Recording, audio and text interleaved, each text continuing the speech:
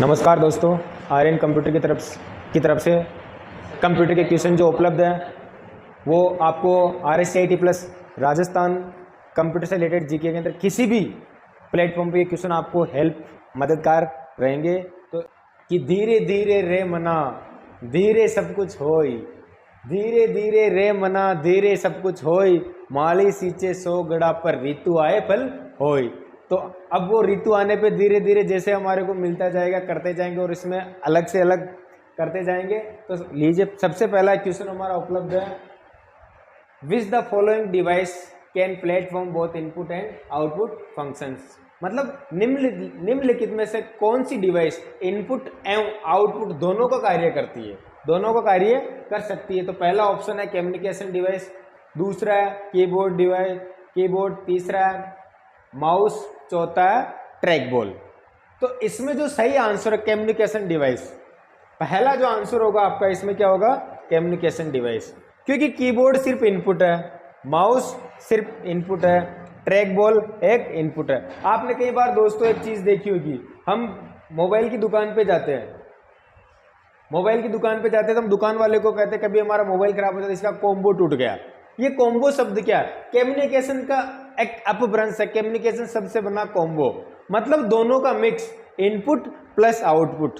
Input आप कभी screen को, मोबाइल की स्क्रीन इनपुट में भी काम में लेते हैं, आपको आउटपुट भी मिलता है, दोनों का कॉम्बो, इसलिए कम्युनिकेशन से बना कॉम्बो। तो इसका जो आंसर होगा वो क्या होगा, कम्युनिकेशन। क्या आंसर होगा इसका, कम्युनिकेशन सही आंसर होगा। क्योंकि कीबोर्ड सिर्फ इनपुट है, माउस सिर्फ इनपुट है, ट्रैक बॉल भी एक इनपुट डिवाइस है। नेक्स्ट क्वेश्चन,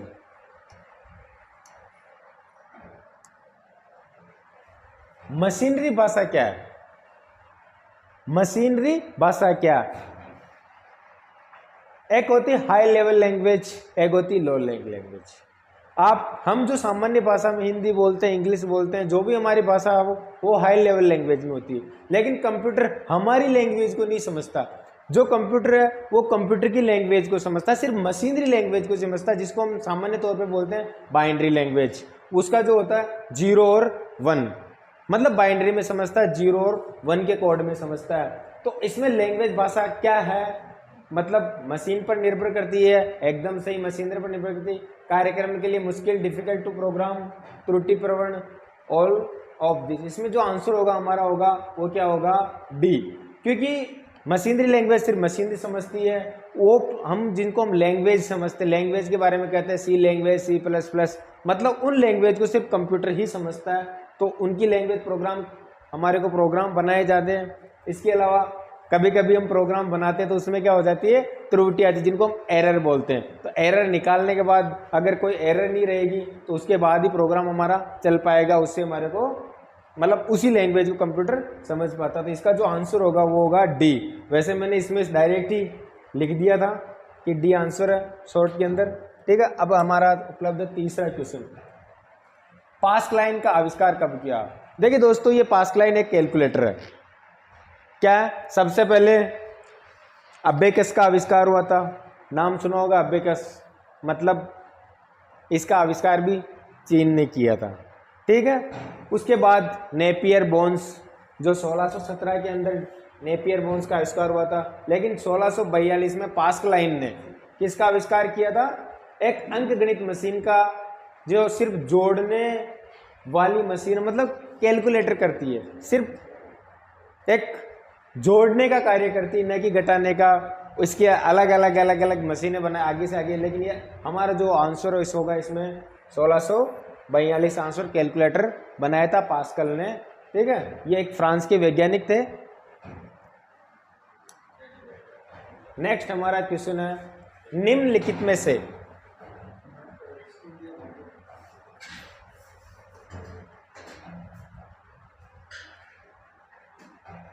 में से कौन सा वैध पैमाना यानी CPU की गति को नहीं दर्शाता। Which is the following unit does not display the speed of CPU, मतलब नहीं दर्शाता है।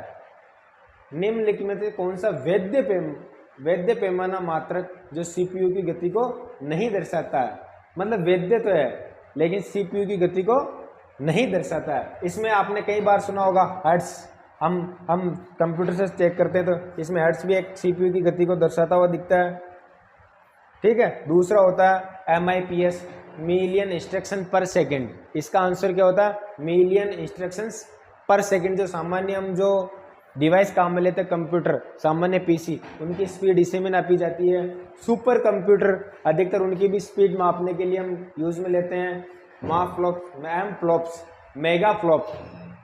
ये भी एक सीपीयू की गति को दर्शाता है, ये भी दर्शाता है, बाइट भी दर्शाता है। तो इसमें बोला वैद्य मात्रक, वैसे इसमें हम बताते नहीं लेकिन वैद्य इसमें होता है बाइट, क्योंकि इन सबको मिक्स एक बाइट ऑप्शन ही है।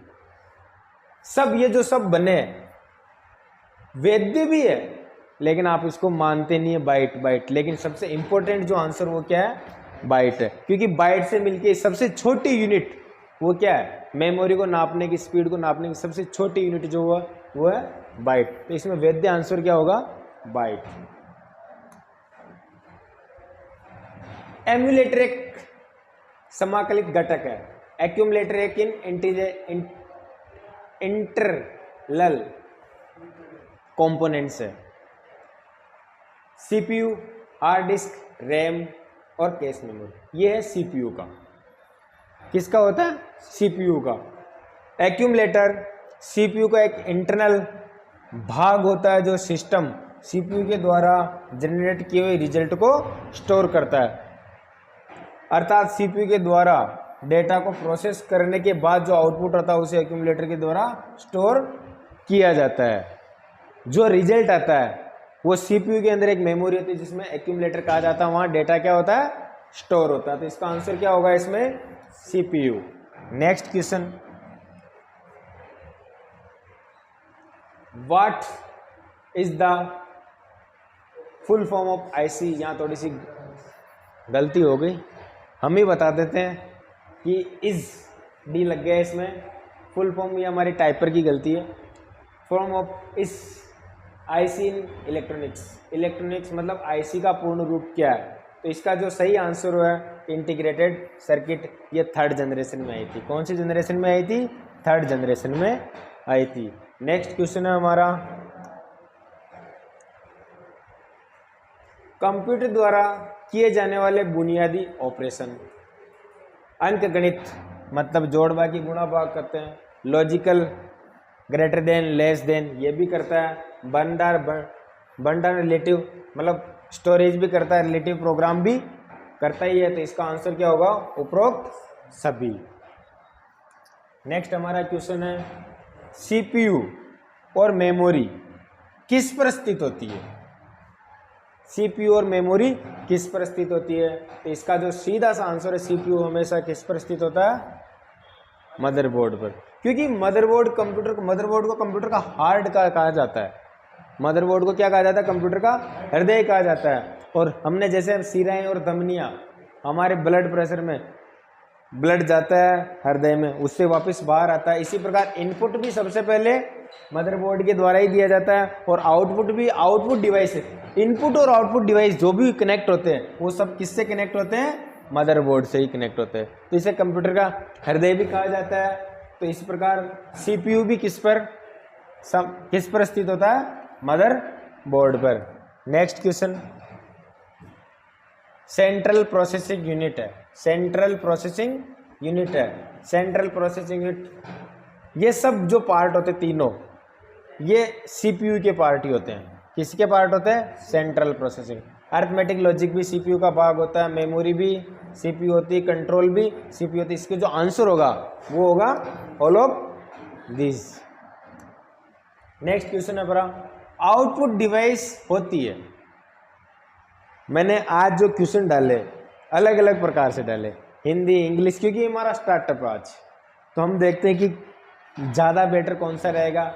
जैसे जैसे अगर हमारे को दोनों ऑप्शन हिंदी और इंग्लिश से दोनों का भी टाइपिंग करेंगे, दोनों में समझाएंगे। लेकिन आज फर्स्ट क्लास है, जैसा भी हुआ हमने टाइप की और समझाने की कोशिश की। Output device, it accept the result produced by the computer. Computer द्वारा उत्पादित परिणाम को स्वीकार करता है, गलत है।